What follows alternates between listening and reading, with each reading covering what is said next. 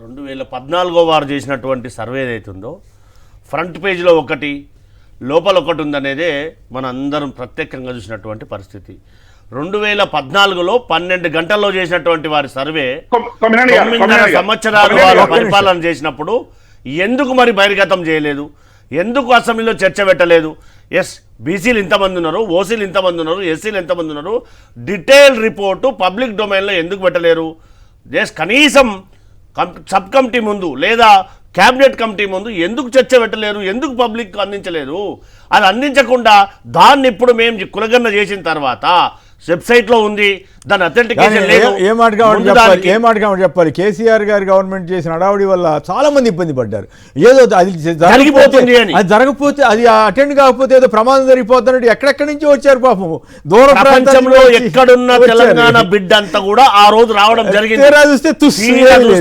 కనీసం మేమేమంటాం సార్ అంటే మీ అందరికి కూడా బాగా తెలుసు, కనీసం ఆ డేటానన్నా బయట వాళ్ళ బాధ్యత ప్రభుత్వం మీద. రైట్, ఓకే, వాళ్ళు చేసింది తుస్సైంది కాదు కదా. ఇక్కడ నా పాయింట్ ఏంటంటే వాళ్ళు చేసింది తుస్సైంది, మీరు చేసింది ఏ రకంగా చేస్తారనేది అర్థం కావట్లేదు. అంటే కనీసం తెలంగాణలో బీసీలు ఎంతమంది ఉన్నారు, ఎస్సీలు ఎంతమంది ఉన్నారు, ఎస్టీలు ఎంతమంది ఉన్నారు, దానికి కావాల్సినటువంటి ప్రామాణికమైనటువంటి ఒక డేటా కలెక్ట్ చేసి ఖచ్చితంగా వీరికి రాజకీయంగా, ఆర్థికంగా, సంక్షేమ పథకాలు ఏ విధంగా అందించాలని ఒక డేటా అన్న కలెక్ట్ చేసి అసెంబ్లీలో చర్చ పెట్టి అందరి యొక్క ఆమోదంతో ఖచ్చితంగా కేంద్ర ప్రభుత్వం దీన్ని ఆమోదం తెలపాలి, పార్లమెంట్లో దీన్ని చట్టం తీసుకురావాలని నిశ్చయం అయితే మాకుంది కదా.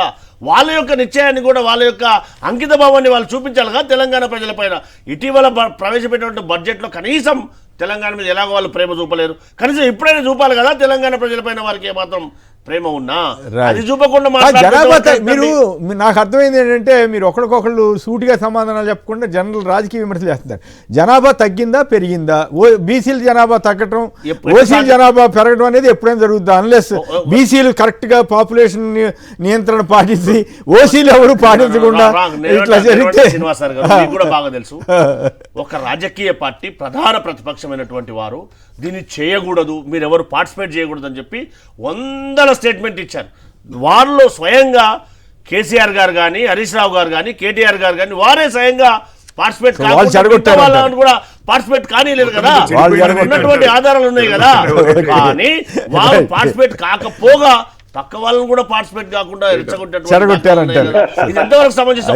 దాని యొక్క ఉద్దేశం ఏంటంటే కనీసం బీసీల పట్ల కానీ, ఎస్సీల పట్ల కానీ వారికి నిబద్ధత లేదు. కనీసం ఒక్కటి మాట ఆలోచన చేయాలి. అసెంబ్లీలో చర్చ జరుగుతుంటే, కౌన్సిల్లో చర్చ జరుగుతుంటే వాకౌట్ చేయడం అంటే ఏందని మీనింగ్ ఏంది? ఒక ఉన్నతమైనటువంటి స్థానం మనం ఏమంటున్నాం అంటే చర్చలో పాల్గొనడం లేదా, ఉన్నటువంటి లోటుపాట్లను సమాజానికి చెప్పాలి కదా. వాళ్ళు అడుగుతుంది చట్టం ఎందుకు చేయలేకపోయారు, తీర్మానం చేస్తే ఉపయోగం అని అడుగుతున్నాడు దేవి ప్రసాద్. తీర్మానం చేసి చట్టం చేయాలి, కేంద్ర ప్రభుత్వం చేయాలి కదా, పార్లమెంట్ లో చేయవలసినటువంటి బాధ్యత కాదు. కేంద్రంలో ఉన్న బీజేపీ ప్రభుత్వం చేయదు అని తెలుసు, కులగణనకు వ్యతిరేకమని తెలుసు, అయినా కూడా మీరు చేస్తే డ్రామా అనుకోరా? ఒక రాష్ట్ర ప్రభుత్వము తీర్మానం చేసి పంపితే ఖచ్చితంగా ఆమోదించాల్సిన బాధ్యత కూడా రాష్ట్ర కేంద్ర ప్రభుత్వం వాళ్ళు ఆమోదించాలి కదా. తెలంగాణ ప్రజలపైన వారికి ఉన్నటువంటి ప్రేమ అట్లే ఉండదు. జయప్రకాష్ గారు హైదరాబాద్ నుంచి. జయప్రకాష్ గారు నమస్కారం, మాట్లాడండి సార్. గుడ్ మార్నింగ్ అండి. నమస్కారం. 2 పాయింట్లు అండి ప్లీజ్. ఇప్పుడు బీఆర్ఎస్ పార్టీ కులగణన చేసిన దానికి అసలు వ్యాలిడిటీ లేదు, ఎందుకంటే అనలేదు వాళ్ళు, సమగ్ర కుటుంబ సర్వే అన్నారు, వీళ్ళు కులగణన సర్వే చెప్పారు కానీ అది వాళ్ళు డిస్క్లోజ్ చేయలేదు, ఏం చేయలేదు, వదిలేశారు. They don't have any right to speak.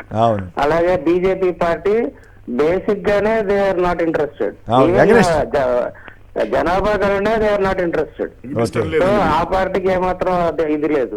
ఇంకా కాంగ్రెస్ పార్టీ చేసినట్టుగా చేసి అంతా ఒక డ్రామా అనమాట. నేను వాళ్ళకి తెలుసు బాగా సెంట్రల్ గవర్నమెంట్ పదవి, సెంట్రల్ గవర్నమెంట్ కాంగ్రెస్ పార్టీ ఏం చెప్పినా అది చేయదని తెలుసు, తెలిసి చేశారు. ఇందులో ఒక ప్రాబ్లం కూడా ఉంది. వాళ్ళు ఈ ప్రాపర్టీ గురించి డీటెయిల్స్ అడగడం చాలా మంది ఇవ్వలేదు. అది కూడా ఒక ఇష్యూ ఉంది అందులో. కరెక్ట్.